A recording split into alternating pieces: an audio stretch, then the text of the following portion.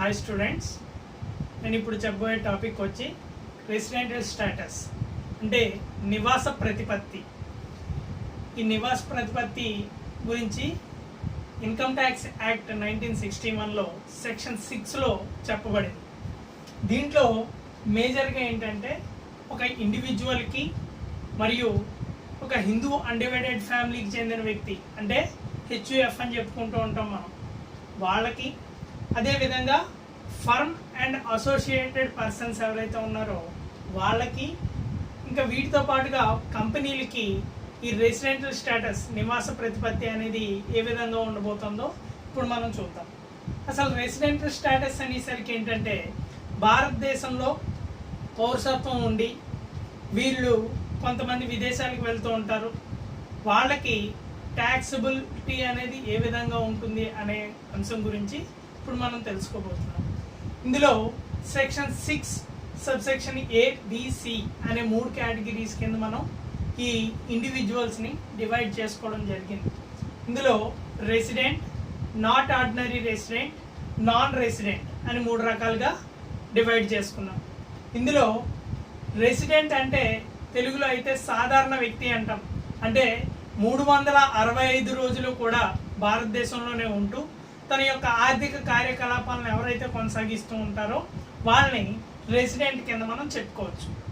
అదేవిధంగా not ordinary resident అంటే సాధారణ నివాసి కాదు, అంటే తను మొత్తం 365 రోజులు భారతదేశంలో ఉండడు.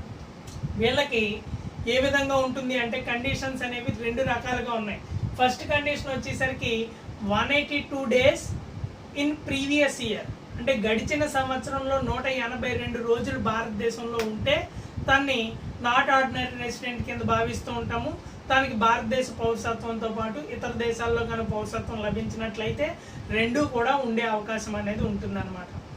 దీంతో పాటుగా సెకండ్ కండిషన్ వచ్చేసరికి 365 days more during the 4 years immediately preceding the previous year.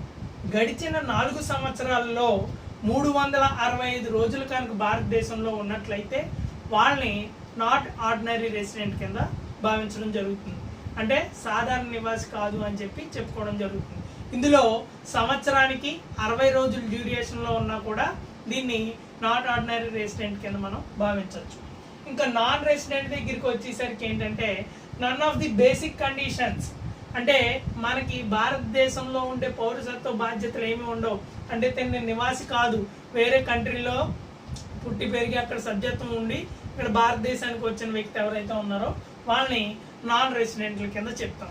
ఇదే విధంగా హిందూ అన్డివైడెడ్ ఫ్యామిలీ అంటే హిందూ అవిభక్త కుటుంబానికి చెందిన వ్యక్తి అయితే కనుక తనకి రెసిడెంషియల్ స్టేటస్ సెక్షన్ 6 సబ్సెక్షన్ 2లో చెప్పబడింది. ఇందులో కూడా 3 రకాలుగా వర్గీకరిస్తాం: resident, not ordinary resident, non resident. అంటే సాధారణ నివాసి, సాధారణ నివాసి కాదు, నివాసి కాదు. అంటే ఈ 3 కేటగిరీల్లోని రెసిడెంట్ అనేసరికి 365 రోజులు కూడా భారతదేశంలోనే ఉండాలి. అదేవిధంగా నాట్ ఆర్డినరీ రెసిడెంట్కి మళ్ళీ 2 బేసిక్ కండిషన్స్ ఉన్నాయి.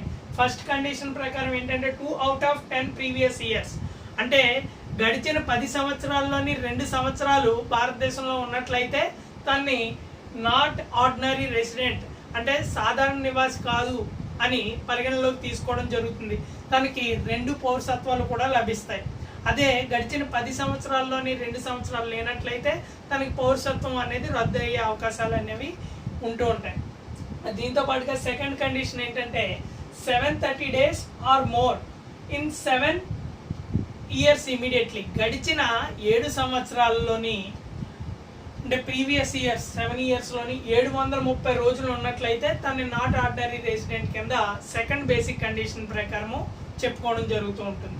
ఇంకా నాన్ రెసిడెంట్ దగ్గరికి వచ్చేసరికి ఏంటంటే నాన్ రెసిడెంట్ అనేవాడికి ఏ బేసిక్ కండిషన్స్ ఉండవు. ఎందుకంటే none of the basic conditions, తను భారతదేశంలో పుట్టాడు కాబట్టి వేరే దేశ పౌరసత్వాన్ని కలిగి ఉంటాడు కాబట్టి తనకి ఈ కండిషన్స్ అనేవి అప్లై కావు. అయితే నాట్ ఆర్డినరీ రెసిడెంట్ గురించి సెక్షన్ 6 సబ్సెక్షన్ 6 అండర్ సెక్షన్ Bలో ఈ విధంగా ఈ 2 బేసిక్ కండిషన్స్ అంటే 730 days or more in the 7 previous years or 2 out of 10 previous years ఏవైతే ఉన్నాయో దాంట్లో కనుక భారతదేశంలో ఉన్నట్లయితే హిందూ అవిభక్త కుటుంబానికి చెందిన వ్యక్తికి నాట్ ఆర్డినరీ రెసిడెంట్ కింద మనం చెప్పుకోవచ్చు. ఇంకా థర్డ్ కేటగిరీ దగ్గరికి వచ్చేసరికి ఏంటంటే residential status of firms and associations of person. ఇక్కడ ఫర్మ్స్ అంటే పరిశ్రమల దగ్గరికి, మరియు అసోసియేటెడ్ పర్సన్స్ అంటే ఒక ఇండివిజువల్ ప్లస్ ఒక కంపెనీ, అంటే ఐదర్ పార్ట్నర్షిప్ ఫార్మ్స్ అవ్వచ్చు, లేదంటే మ్యూచువల్గా కలిసి పనిచేసే సంస్థలు అవ్వచ్చు, వేటికైనా కూడా రెసిడెంటల్ స్టేటస్ అనేది అప్లికేబుల్ అవుతుంది. ఇది సెక్షన్ 6 సబ్సెక్షన్ 2లో మనం చెప్పుకోవడం జరుగుతూ ఉంటుంది. ఇందులో మేజర్గా ఏంటంటే ఈ ట్యాక్సిబిలిటీ అనేది ఏ విధంగా అప్లికేబుల్ అవుతుంది అంటే, భారతదేశంలోనే ఉంటూ ఇతర దేశాల్లో ఉండే పరిశ్రమలని కనుక మానిటరింగ్ చేసినట్లయితే వాళ్ళకి ఈ రెసిడెంటల్ స్టేటస్ అనేది అప్లికేబుల్ అవుతుంది. వీళ్ళు ట్యాక్సిబిలిటీ అనేది ఇండియాలో కూడా పే చేయాల్సిన అవసరం ఉంటుంది. అదే ఇతర దేశాల్లో ఉంటూ భారతదేశంలో పరిశ్రమలు పెట్టుకున్నట్లయితే వాళ్ళకి ఫుల్లీ ఎగ్జామ్టెడ్ అనమాట. అంటే వేరే కంట్రీ వాళ్ళు వచ్చి ఇండియాలో కనుక మనకి పరిశ్రమలు పెట్టి వాటిని డెవలప్ చేసుకున్నట్లయితే వాళ్ళకి ట్యాక్సిబిలిటీ నుంచి రిలాక్సేషన్ ఇవ్వడం అనేది జరుగుతుంది.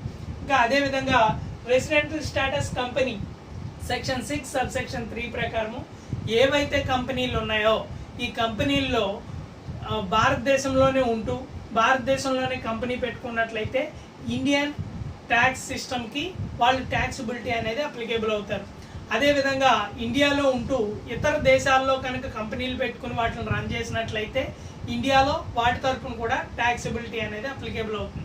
అదేవిధంగా ఒక ఫారినర్ కనుక ఇండియాలో కంపెనీ పెట్టుకున్నట్లయితే తనకి ట్యాక్స్ లైబిలిటీస్ నుంచి రిలాక్సేషన్ లభించే అవకాశం ఉంది. దీని అంతటినీ కూడా నివాస ప్రతిపత్తి రెసిడెంటల్ స్టేటస్ కింద మనం చెప్పుకుంటూ ఉంటాం. దీంట్లో ఏంటంటే మేజర్ రోల్ ఏంటి అంటే కనుక ఈ ట్యాక్సిబిలిటీ నుంచి ఇండియాలో ఉండే ఒక సిటిజన్కి ఏ విధంగా అప్లికేబుల్ అవుతుంది, ఇండియాలోనే ఉంటూ ఫారిన్ వీసాస్ లభించిన సిటిజన్షిప్ ఎవరైతే ఉంటారో వీళ్ళకి అక్కడ కూడా సభ్యత్వం కనుక లభించినట్లయితే వాళ్ళకి ట్యాక్సిబిలిటీ ఏ విధంగా ఉంటుంది అనే అంశాల గురించి ఇప్పుడు మనం చెప్పుకోవడం జరిగింది. సో ఇది మేజర్ రోల్ అనేది ప్లే చేయడం అనేది జరుగుతూ ఉంటుంది. దీంట్లోనే మనం బేసిక్గా బ్యాంక్స్లో చెప్పుకున్నట్లయితే ఎన్ఆర్ఈ ఎన్ఆర్ఓ అకౌంట్స్ అంటాం. Non resident out side Indian, non resident either Indian అని. సో ఈ రెండు అకౌంట్లోనే ఏంటంటే డాలర్ టు రూపీ కన్వర్షన్ చేసుకున్నప్పుడు ట్యాక్సిబిలిటీ అనేది అప్లికేబుల్ అవ్వడం జరుగుతూ ఉంటుంది. ఇక్కడ నుంచి భారతదేశం నుంచి కనుక విదేశాలు వెళ్ళి అక్కడి నుంచి ఇన్కమ్ జనరేట్ చేసుకున్నట్లయితే కనుక వాళ్ళు అక్కడ వర్క్ చేస్తున్నట్లయితే కనుక మన భారతదేశంలో కనుక సభ్యత్వం ఉన్నట్లయితే వాళ్ళు ట్యాక్సిబిలిటీ అనేది అప్లికేబుల్ చేస్తారు. ఇంకా అదేవిధంగా మన భారతదేశంలోనే పనిచేస్తూ ఏవైతే ఇన్కమ్ ట్యాక్స్ స్లాబ్ రేట్స్ ఉన్నాయో వాటిని కనుక అచీవ్ అవుతుంటే కనుక వాటికి తగ్గిన కండిషన్స్ ప్రకారము మనం స్లాబ్ రేట్స్ క్లాస్లో చెప్పుకున్నాము. 5%, 10%, 15%, 20%, 30% అని ఆ స్లాబ్స్ రెస్పెక్టివ్ స్లాబ్స్ అనేవి ట్యాక్సిబిలిటీ అనేది అప్లికేబుల్ అవుతుంది. అదేవిధంగా ఒక ఫారెన్ సిటిజన్ కనుక ఇండియా వచ్చి ఒక 90 days వరకు కూడా తనకి ఏ విధమైనటువంటి ట్యాక్సిబిలిటీ అనేది అప్లికేబుల్ అవ్వదు. అంటే 90 days అంటే 3 months వరకు కూడా భారతదేశంలో ఉంటూ తన యొక్క ఆర్థిక కార్యకలాపాలు జరుపుకున్నట్లయితే తనకి ఏ విధమైనటువంటి ట్యాక్స్ కూడా పడదు ఒక సంవత్సర కాలంలో. ఈ 90 రోజులు దాటినట్లయితే తనకి భారతదేశ సభ్యత్వంలో ఎంతవరకు ట్యాక్సిబిలిటీ క్రైటీరియాస్ ఉన్నాయో తను సంపాదించుకున్న ఆర్థిక వనరుల మీద ఈ ట్యాక్స్ భారం అనేది పడడం అనేది జరుగుతూ ఉంటుంది. సో ఈ కాన్సెప్ట్ అంతా కూడా ఏంటంటే ఒక నివాసి కనుక భారతదేశంలో సభ్యత్వం కలిగి ఉండి వేరే దేశాలకు వెళ్తే ట్యాక్సిబిలిటీ క్రైటీరియా ఏ విధంగా ఉంటుంది అనే అంశం గురించి ఇప్పుడు మనం చెప్పుకోవడం జరిగింది. Okay, thank you.